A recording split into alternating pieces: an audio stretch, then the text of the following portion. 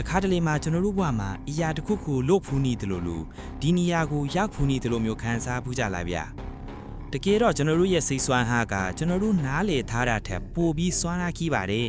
ဥပမာတင်ကစီထဲမှာစူးဆိုင်အာယုံပြုတ်ပြီးအမြဲတွေးနေလိုက်တာနဲ့အဲ့ဒီအရာကတကယ်ဖြစ်လာတာမျိုး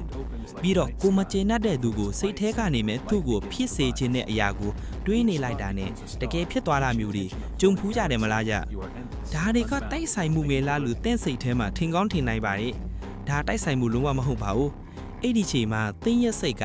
အဲ့အကြောင်းအရာအပေါ်မှာအယံအာယုံစိုက်လိုက်တာကြောင့်တင်းဖြစ်စေခြင်းတဲ့အရာကိုဖြစ်သွားစေတာပါတကယ်လို့တင်က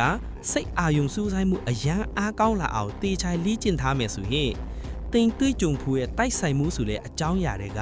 တင့်စိတ်စွမ်းအားနဲ့ကိုယ်တိုင်ဖန်တီးနိုင်တဲ့အရာတွေထစ်လာမှာပါတကယ်လို့တင်အဲ့လိုမျိုးစိတ်စွမ်းအားနဲ့ပတ်သက်တဲ့လေ့ကျင့်ခန်းတွေကိုစိတ်ဝင်စားတဲ့ယုံကြည်သူဖြစ်တယ်ဆိုရင် comment မှာရေးခဲ့လို့ရပါတယ်ပြီးတော့တင်တွေးကြုံဖူးရဲ့တဘာဝလုံစိတ်စွမ်းအားတွေအကြောင်းကိုလည်း comment မှာဆွေးနွေးသွားနိုင်ပါတယ်